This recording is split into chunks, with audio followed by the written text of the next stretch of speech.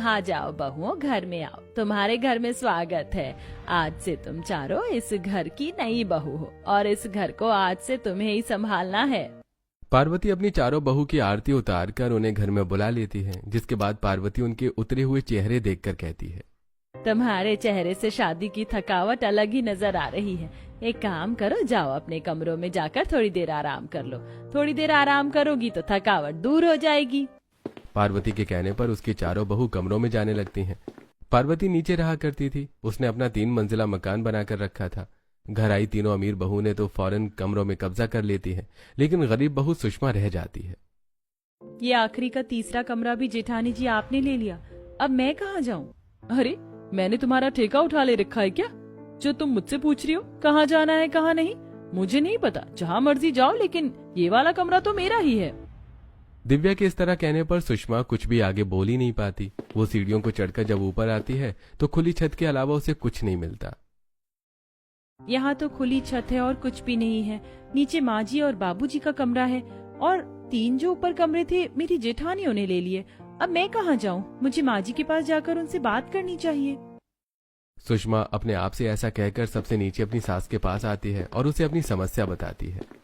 माँ जी, हम 4 बहू हैं, लेकिन कमरे सिर्फ 3 हैं। छत पर तो कुछ भी नहीं है और फिर जेठानी जी ने अपने अपने कमरे ले लिए। मैं कहाँ जाऊँ? मेरे पास सोने की कोई जगह नहीं है। देखो बहू, नीचे तो मैं और तुम्हारे बाबूजी रहते हैं, ये तो मैं तुम्हें नहीं दे सकती रहने के लिए, लेकिन ऊपर 3 कमरे हैं। अपनी जेठानियों से बात करो और कुछ दिनों के लिए एडजस्ट कर लो। दरअसल बात यह है कि जितना भी पैसा था सारा शादियों में लग गया और अभी एक कमरा बनवाने के लिए मेरे पास एक फूटी कौड़ी नहीं है। कुछ दिन तुम्हें एडजस्ट करना पड़ेगा। ठीक है माँ जी, जैसा आप कहें। सुषमा ऐसे बोलने के बाद पहली मंजिल पर अपनी सबसे बड़ी जेठानी के पास जाती है और उसका दरवाजा खटखटाना शुरू करती है। जेठानी जी, जेठानी जी, दरवाजा खोलो, मुझे आपकी मदद की जरूरत है। दरवाजा खोलो जेठानी जी। अरे कौन सी मौत आ गई है तुम्हें जो तुम मेरा दरवाजा बजा रही हो इतनी जोर जोर से? क्या बात है, बोलो जल्दी जल्दी। जेठानी जी, मेरे पास कोई कमरा ही नहीं है। माँ जी ने कहा है कि अपनी जेठानी के कमरे में जाकर सो जा। मैं आपके कमरे में आकर सो जाऊं? मैं भी बहुत थकी हुई हूँ। अरे पागल वागल हो गई हो क्या? अगर तुम मेरे कमरों में सोगी तो मैं कहाँ जाकर अपनी सुहागरात मनाऊंगी? मैं और मेरा पति कमरे में हैं, जाओ तुम किसी और के पास चली जाओ। प्रेरणा ऐसा कहकर सुषमा को अपने दरवाजे से भगा देती है, जिसके बाद बेचारी सुषमा दूसरी मंजिल पर जाकर अपनी जेठानी का दरवाजा बजाती है। जेठानी जी, जेठानी जी, दरवाजा खोलो, मुझे आपकी मदद की जरूरत है जेठानी जी। हाँ जल्दी बोलो, क्या लेने आई हो मेरे पास? ज्यादा वक्त नहीं है, जल्दी जल्दी बोलो। जेठानी जी, दरअसल बात यह है कि मेरे पास कोई भी कमरा नहीं है। सबसे ऊपर जेठानी जी ने भी मुझे अपने कमरे में आने नहीं दिया और नीचे वाली जेठानी जी ने भी मुझे अपने कमरे में नहीं आने दिया। आप मुझे अपने कमरे में थोड़ी देर आराम कर लेने दीजिए। गरीब होने के साथ साथ अपनी गरीबी के चलते अपना दिमाग भी खो बैठी हो क्या? तुम्हें इतना भी नहीं पता कि शादी के पहले दिन ही ससुराल में सुहागरात होती है और मैं तुम्हें अपनी सुहागरात बर्बाद करने के लिए अपने कमरे में आने दूं? तुम ऐसा सोच भी कैसे सकती हो? जाओ चली जाओ। इस दिन का तो मैंने पता नहीं कब से इंतजार किया था। इस पल को मैं तुम्हारी वजह से बर्बाद नहीं होने दे सकती।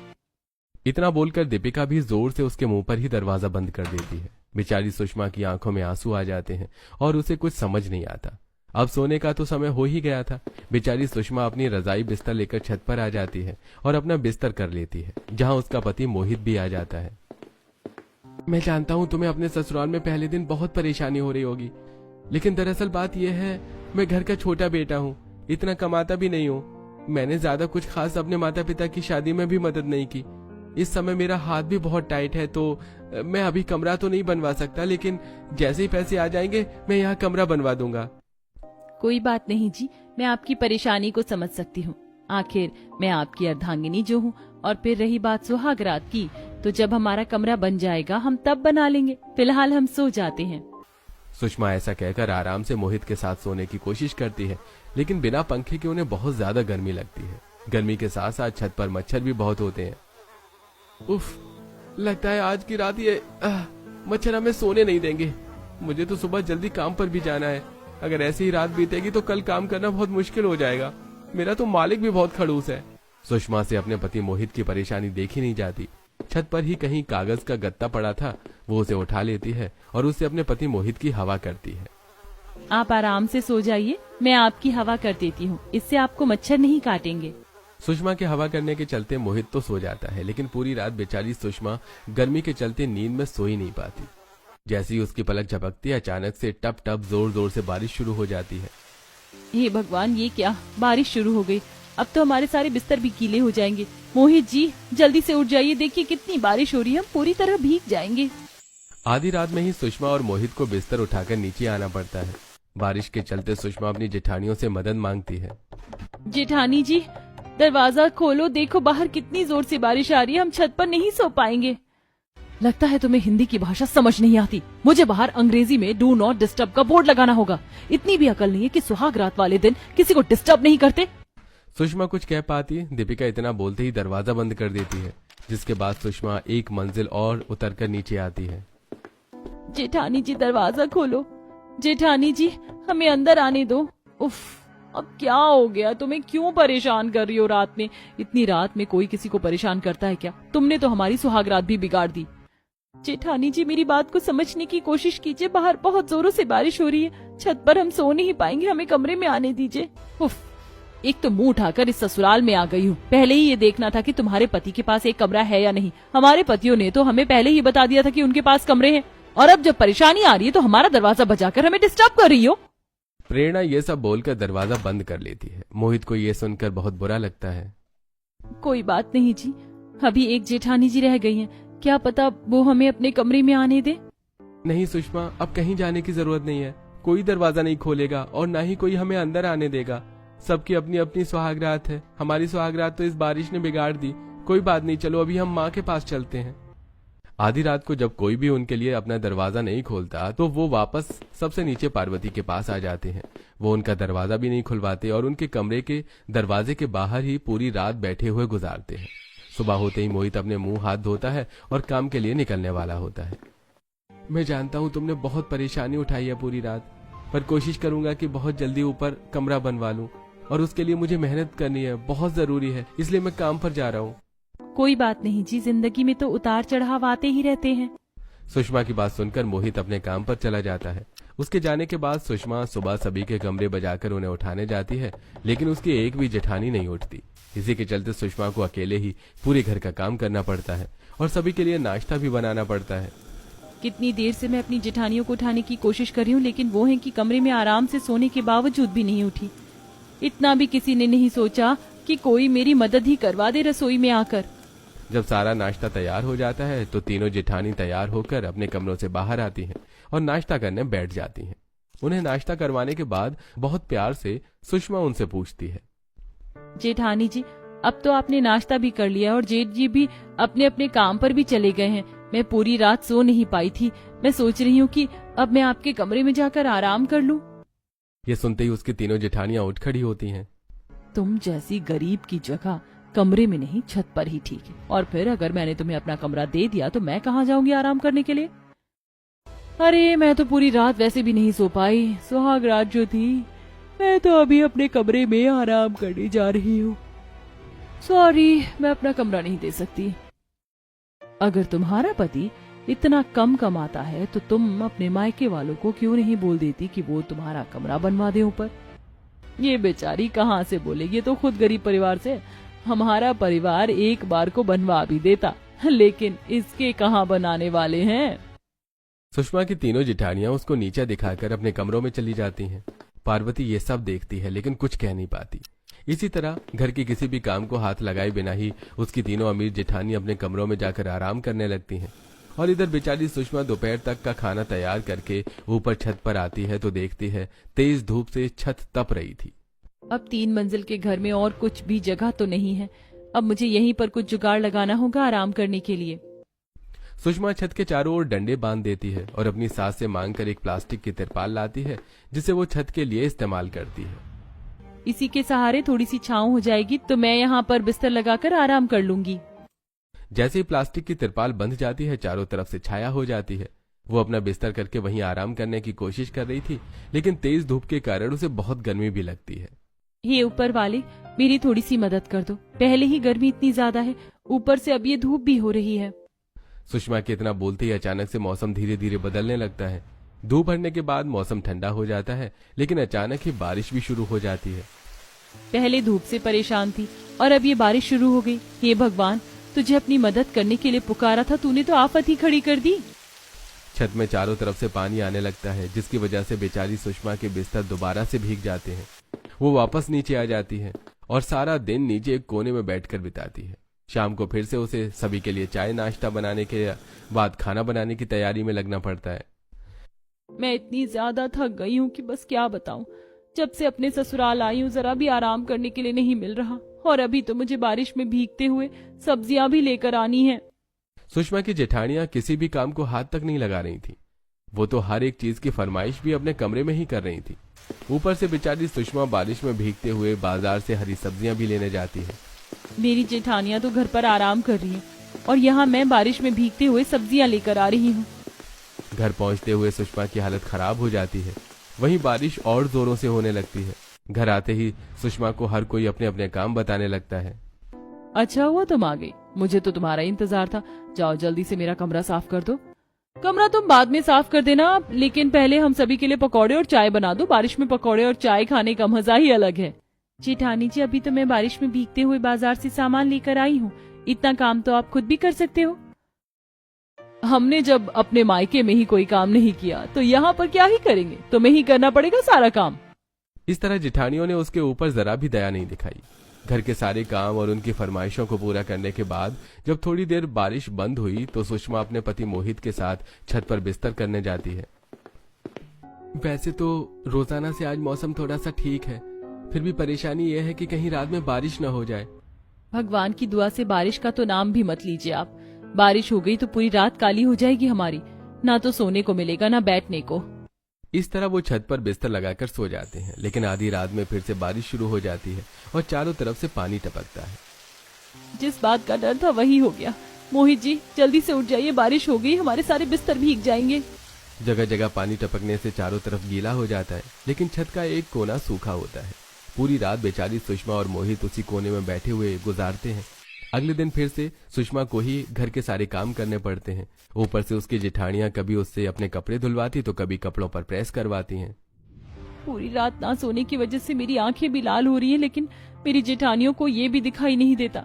कभी इनके कपड़े धुले हुए चाहिए होते हैं तो कभी प्रेस करके दो। सुषमा कपड़े प्रेस करने के बाद बारिश में भीगते हुए बाजार से सब्जी लेने जाती है। आते वक्त एक संस्था वाले कुछ लोगों का अपनी लिस्ट में नाम लिख रहे होते हैं। वहाँ पर इतनी भीड़ क्यों लग रही है? आखिर वहाँ क्या हो रहा है? सरकार द्वारा एक संस्था जारी की गई है, गरीब लोगों के लिए मुफ्त में फ्लैट निकाले जा रहे हैं। तुम भी अपना नाम लिखवा लो अगर तुम्हें फ्लैट चाहिए तो। ये सब तो फ्रॉड वाली बातें होती हैं, ऐसा कुछ नहीं होता। मुझे यहाँ से चलना चाहिए, नहीं तो रात के खाने में लेट हो जाएगा। बेचारी सुषमा ऐसा सोचकर वहाँ से जा रही होती है, लेकिन अचानक से उसके मन का ख्याल बदल जाता है। क्या पता ये सब सच हो, और अगर ये सच हुआ तो हमारे पास रहने की जगह नहीं है, कल को हमारे पास भी रहने के लिए जगह हो जाएगी। मुझे अपना नाम लिखवा लेना चाहिए। इस तरह मन का विचार बदलते ही सुषमा अपना नाम भी लिखवाती है, जिसमें पर्ची कटवाने के उसे 50 रुपए देने पड़ते हैं। घर आने के बाद जब उसकी जेठानियों के सामान में बचे हुए 50 रुपए कम होते हैं तो उसकी जेठानियां उसके ऊपर चिल्लाना शुरू कर देती हैं। अरे बाकी के पैसे कहाँ हैं? इसमें 50 रुपए कम है। कहीं 50 रुपए तूने अपने पास रख तो नहीं लिए? हे भगवान, देख रहे हो, ये तो गरीब होने के साथ साथ चोरनी भी निकली। अरे थोड़ी बहुत शर्म है या नहीं? अगर पैसों की जरूरत थी तो हमसे मांग लेती, ऐसे चोरी करने की क्या जरूरत थी? मुझे माफ कर दीजिए जेठानी जी, मैंने चोरी नहीं की, मैंने पैसे सही जगह लगाए हैं। मुझे आपसे पूछ कर लेने चाहिए थे, लेकिन मौका ही नहीं था। मैं आपको पैसे लौटा दूंगी, वादा करती हूँ। सुषमा की बात पर कोई ध्यान नहीं देता। उसकी तीनों जेठानियां उसे जली कटी बातें सुनाकर अपने कमरे में चली जाती हैं। बेचारी सुषमा फिर भी सभी के लिए खाना बनाती है और घर के काम भी करती है।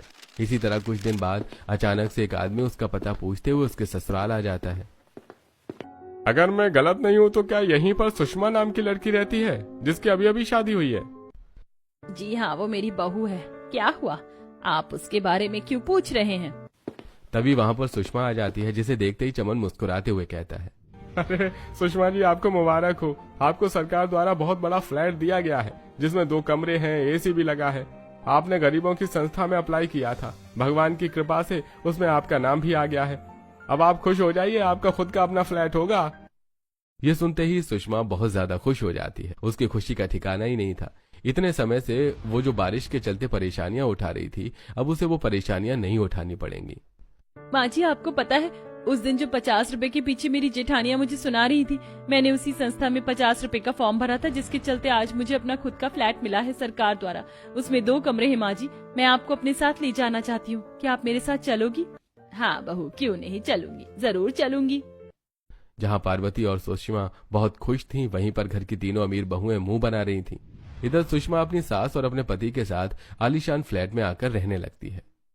देखा आपने मोहित जी, भगवान की नजर हर इंसान के ऊपर होती है। आज भगवान की कृपा से हमारे पास खुद का फ्लैट है, जिसमें हम आराम से रह सकते हैं और कोई दिक्कत परेशानी भी नहीं है। हाँ हाँ, तुमने बिल्कुल सही कहा। अब तो हम अपनी सुहागरात भी मना सकते हैं। इतने दिनों से हम अपनी सुहागरात के लिए परेशान हो रहे थे। इस तरह सुषमा और मोहित अपने खुद के फ्लैट में कमरे में अपनी सुहागरात को एंजॉय करते हैं। उधर धीरे धीरे तीनों अमीर बहू के पतियों की नौकरी छूट जाती है। ऊपर से मार्केट में जो उन्होंने पैसा इन्वेस्ट किया था वो भी डूब जाता है, जिसके चलते उनका घर कमेटी वाले जब्त कर लेते हैं। आप लोगों को यह घर अभी के अभी खाली करना होगा। जब तक आप मार्केट का पैसा चुका नहीं देते, तब तक इस घर में रहने का आपको कोई अधिकार नहीं है।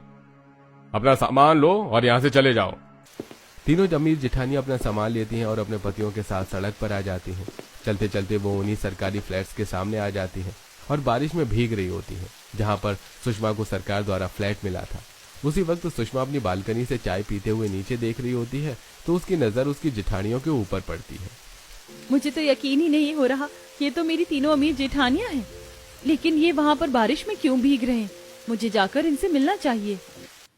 सुषमा जब बारिश में छाता लेकर उनके पास आती है, तो वो तीनों अपनी दुख भरी कहानी उसे बताते हैं, जिसे सुनकर सुषमा को उनके ऊपर दया आ जाती है और वो उन सभी को सामान के साथ अपने फ्लैट में ले आती है। आप सभी इन दोनों कमरों में आराम कर लीजिए, मैं और माँ जी तो बाहर हॉल में भी लेट जाएंगे। सुषमा की यह बात सुनकर तीनों जेठानियों को अपनी गलती का एहसास होता है और वो उससे माफी मांगती हैं। हमें माफ कर दो देवरानी जी, हमने आपके साथ बहुत गलत किया। हमें ऐसा नहीं करना चाहिए था। हमने तुम्हारे साथ इतना बुरा बर्ताव किया, उसके बावजूद भी तुम हमारे साथ इतनी अच्छाई कर रही हो।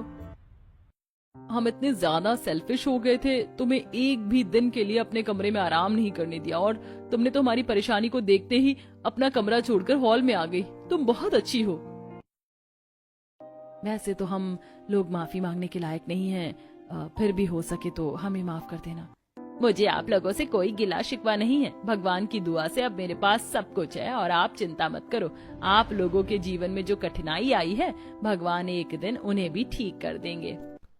इसी के चलते सुषमा के कहे अनुसार कुछ समय बाद तीनों अमीर जेठानियों के पतियों की अच्छी जगह नौकरी मिल जाती है। नौकरी करते करते वो अपना कर्ज चुका देते हैं, जिसके बाद कमेटी वाले उनका मकान उन्हें वापस लौटा देते हैं। अब तीनों जेठानी वापस अपने घर चली जाती हैं और इसी के चलते सभी अपने जीवन में खुशी खुशी रहते हैं।